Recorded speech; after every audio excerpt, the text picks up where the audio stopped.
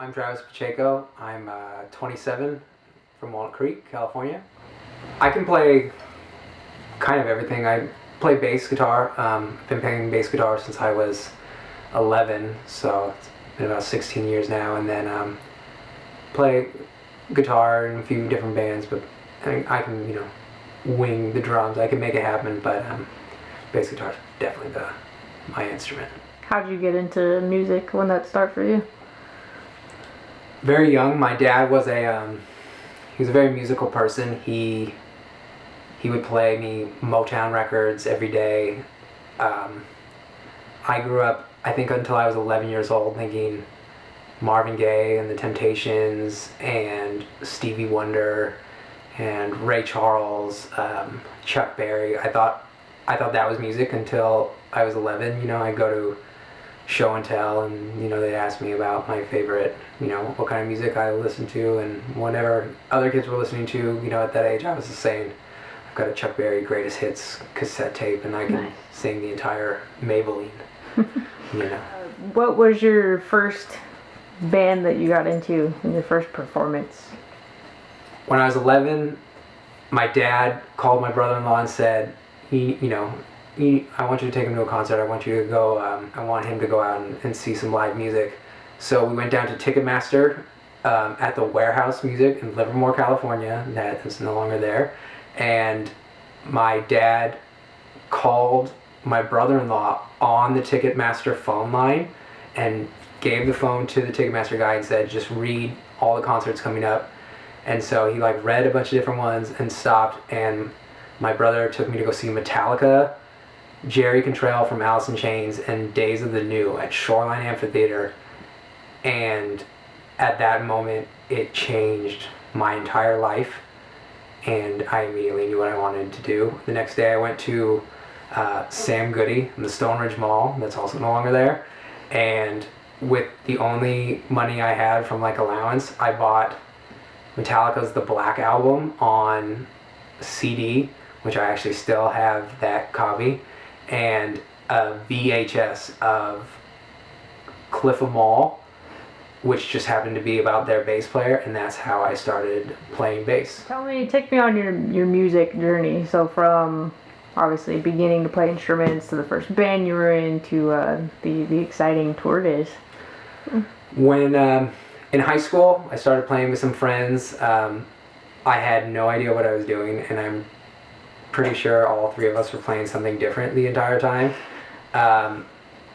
And we played the Battle of the Bands. We would play different random shows in garages, and a lot of practicing and nothing really ever happening with that. I got a call from another friend who wanted me to join a band, and next thing you know, I just kind of started hopping between bands while I was in high school, playing more shows in garages and parties, and then next thing you know, we're playing Unity Skate Shop, that's no longer there. They used to host shows all the time, and Orban Blues Pizza, that's no longer there. My first real band was a band called Worlds Apart, and that was maybe a year out of high school, and we traveled outside of Livermore to play shows. We did 12 days up and down the coast. We went to Seattle. For some reason we drove from Chico, California one night, drove all the way to Seattle, played a show, and then came all the way back down to Stockton the next night, which why we did that was not smart at all, but it was an adventure. I got a call to do another band that they said, hey, you want to go to the East Coast? I was like, I've never been to the East Coast, let's do it. And that became the next 6 years of my life, just being gone.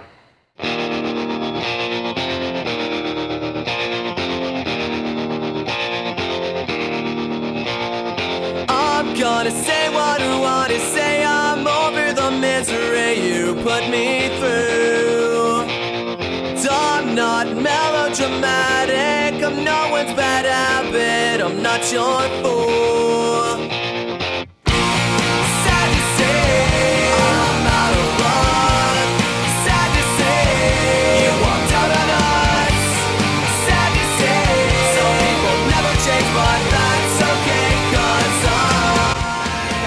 So you went on tour with three major bands. So tell me about those. What were those like? The real touring band that I was in was a band called Lionheart. It was a metal band, and when we joined, it was nonstop, and I was gone for 10 months out of the year, probably from about mid 2008 until early 2011. I managed to play every state except for Alaska and Montana. I had went to Mexico. I toured throughout Canada twice. I did Europe and the UK, I think about 5, maybe 6 times. I then quit in February 2011. I joined a band called This Time Next Year. They called me literally 3 hours after I quit Lionheart saying, I heard through the grapevine you're no longer playing with them. We got offered to play South by Southwest.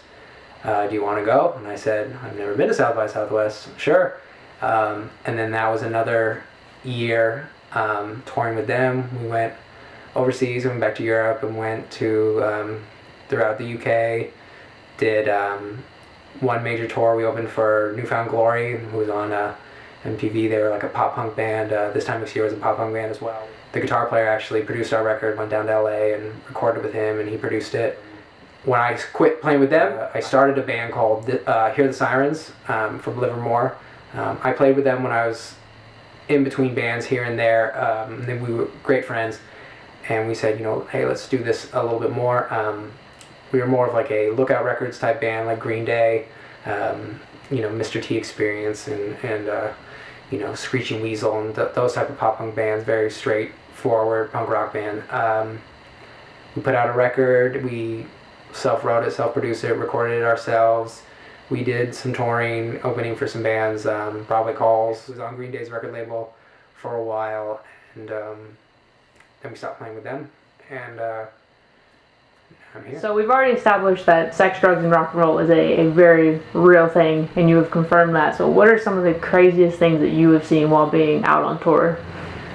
The first tour I ever did, in going out to the East Coast in 2008, I walked into a back room with the 2 bands that we were on tour with. When I walked in there, standing in between them was just a Scarface mound of cocaine, and everyone was just kind of hanging and partying. And they looked at me and they're going, hey, you want in on this? And I was like, no, man. I was like 19 or 20, and I was like, no, this is too much for me. I never did drugs. I never drank, which was a really intense thing to be around all that stuff all the time and not participate in it. And everybody thought I was kind of crazy about it, but it just wasn't my thing.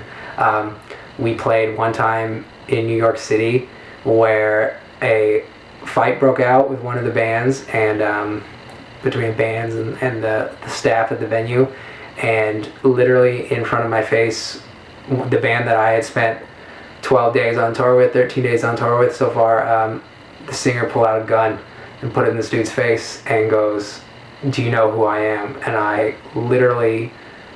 froze. I didn't know what to do, and I was just watching this go down, and luckily nothing happened. Everyone was safe and got pulled away. But those were real things. I toured with a band who, the first few nights, they were sending songs out to, this goes out to the Richmond Hells Angels chapter, and this goes out to the New Jersey Hells Angels, and I go, why are all the Hells Angels at the show? Just to find out that the singer has his the Hells Angels skull or logo tattooed on his neck, and found out he was a Hells Angel. And I went, oh, holy crap, I'm 19 years old. This is a really intense world for me.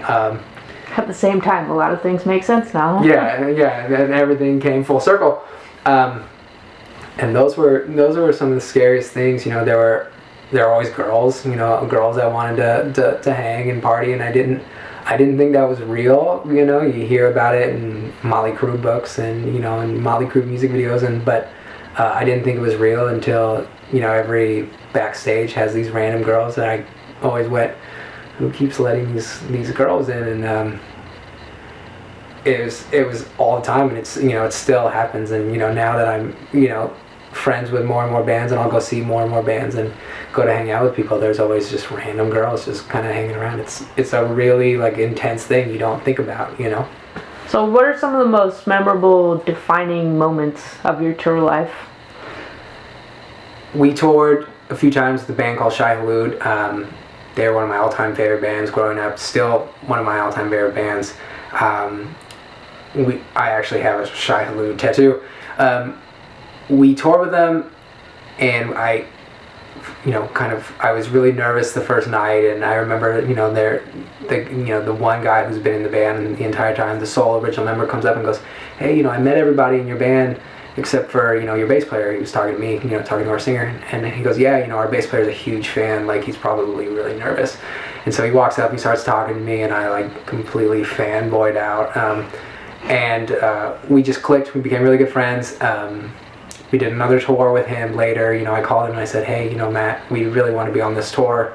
Can you help us?" And he got us on this tour, and so we got to tour throughout Canada with them.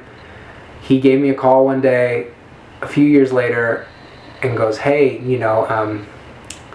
Fletcher doesn't really want to tour with us anymore. He doesn't really know his place in the band. What are you doing for the next few years?" And I was blown away that a band that, my mom used to buy me their CDs because I didn't have any money. "Mom, please buy me a new Shai Hulud record," asked me to be their new bass player. That was all just, from playing and becoming friends, and I ended up turning it down, but it was really a crazy moment.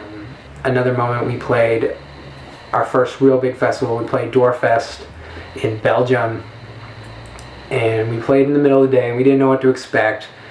It was this huge tent, and it probably held, anywhere from 8 to 10,000 people, and we were like, "There's no way we're gonna fill this. It's gonna be some weird show." Here we are, at least we get to see some cool bands. The band before us stopped playing, stopped their set a little early. It was kind of a rough set for them, and so they cut, and they said, "Okay," and so people started to leave. And so we were like, "Oh, well, we'll get on stage right now." And they go, "No, you have to wait for your time, because we can't push everything ahead of schedule. Like, you have to wait for your time." So it was like an hour until we were supposed to play. And I just remember being like, "We're going to play to nobody. No one's going to come see us." And I think about 5 or 10 minutes before we stepped on, we were supposed to play, I just kind of walked out just to look, and the entire tent was packed. And I couldn't believe it, and it was, it had to be anywhere from 8 to 10,000 people, and I froze. And I remember that was the one time ever in my entire life I was nervous to play a show, and we played, and it was one of the best shows of our career, I think, and it completely caught us all off guard, and it was one of the coolest days ever. So tell me a little bit about your tour life. What was it like to be on tour? It started off really fun. You would get into a van with your friends, and you would be gone. I mean, I got to tour with some of my favorite bands that my mom bought me their records when I was 13 because I had no money. I now call them on their birthday, and they call me on their birthday. That was one of a really cool thing. It was great to see new cities. I've been very fortunate that I got to go all these places, but then it also gets rough. You start to learn different things about the people you're with. You learn a lot about yourself being gone and being in a small confined place and doing something very monotonous every day. You wake up, you drive, you play, you drive, you go to sleep, and then you do it all over again. And you do that for I did it for 10 months, out of the year, every year. We did one tour. It was January 12th, 2010. I left the Bay Area, and I returned to the Bay Area on April 2nd, 2010. Left April 8th and went to Europe for a month and a half and came home mid-May. We actually left the tour early because that's when the the Iceland volcano or whatever was erupting, and we didn't want to get trapped in Europe. And on all that time, I was home from January 12th until mid-May. I was home for 6 days. Slept in my own bed for 6 days. What are some of the struggles of being on tour? It sounds like, sometimes you really go through it, it's fun, and then it sounds like there's a whole other side of it that's a little more difficult. When you're in a band, you're essentially dating, 4 or 5 different people. It depends, how many people are with you. You're with them all day, every day. You know the best parts about them, you know the worst parts about them. They get on your nerves, you have no sense of privacy. You miss your family. I lived with my mother. I miss, my mother. Didn't get to see her nearly as much as I'd like. You learn to live off of your per diems, how much, you're allotted to have per day. For a long time, we lived off of $5 a day. And so try and make 3 meals while you're traveling, work, off of $5. It's rough. Like I said, you learn a lot about yourself, and a lot of people think that they can go out and just hit the road and this is all going to be fun and games, but it's a lot of work. Your health, it's hard to eat healthy. It's hard to stay healthy, when you get up and you have to leave whatever city at 7 a.m. and you have to be there, and it's hard. It's rough. And then can't have a stable relationship, every girlfriend I've ever had, is like, oh hey, I dated one girl where I said, this is what I do. She goes, okay, we can make this work. And I left for 3 weeks, and she was like, that was hard. And I was like, oh, that's funny, because I'm about to leave now. And then that was that January 12th through April tour, and halfway through that we broke up, and you just kind of learn to go, okay, well, nice seeing you, we'll see you around. So you stopped touring, and we'll get into that in a second, and then now you're back in Walnut Creek and doing some things locally. So what's going on with you now, and what's your future look like personally and musically? So earlier this year I got married, and I decided that early on I touched on you can't really have a relationship and tour at the same time. And so when it came down to it, I chose to pursue this relationship and got married. And I now, my wife wants me to do music, and she wants me to, still pursue it. So I play bass for a kind of like a local folk singer. His name's Travis Hayes. So I'm part of his backing band. And then I started a new band with members of Set Your Goals, who are a pretty established band as well. We just finished our record, and getting all the record label, the touring, all that kind of small touring set up right now.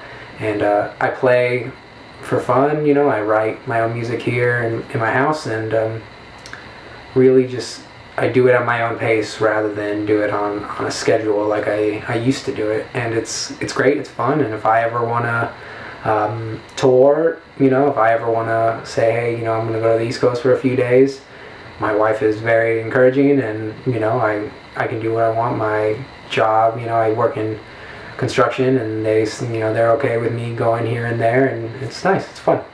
All right, Travis, well, thank you for your honesty and your stories and your time. Definitely appreciate it, and looking forward to maybe hitting up a few of your shows. Cool. Thank you. Cool.